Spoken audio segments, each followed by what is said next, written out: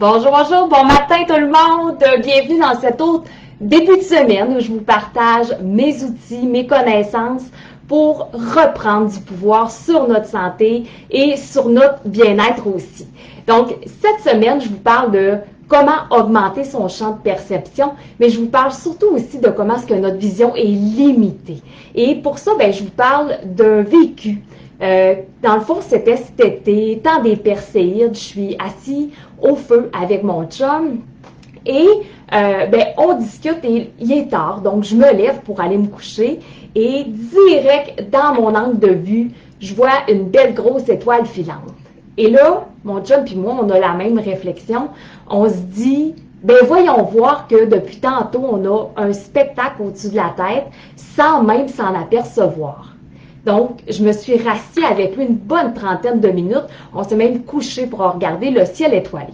Et pour moi, ça a été une image très forte, très parlante, parce que je trouve que ça représente vraiment notre vie sur Terre.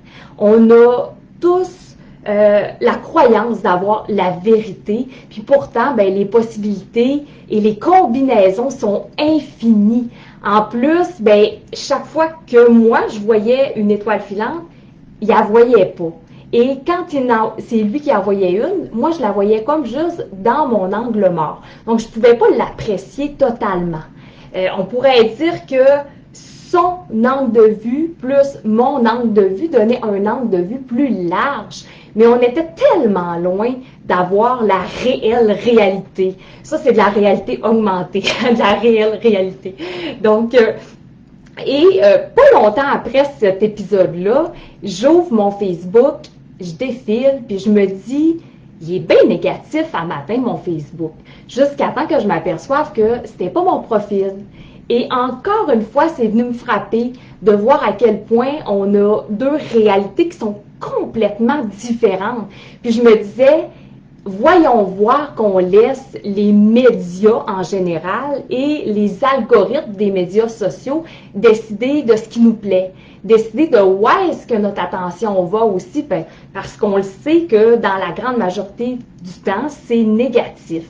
Et ça nous limite, ça nous empêche de voir d'autres choses, de probablement mieux. Donc, c'est un peu là que je voulais vous amener ce matin, c'est de prendre conscience à quel point notre vision est limitée. Tout le monde, ma vision, votre vision, on voit une partie de la scène, mais on ne la voit pas totalement. Et de se dire, peut-être que l'autre aussi a raison selon sa lunette à lui. Ça ne veut pas dire que vous n'avez pas plus de données, plus d'informations qui font que votre angle de vue est plus large, mais il y a quand même raison.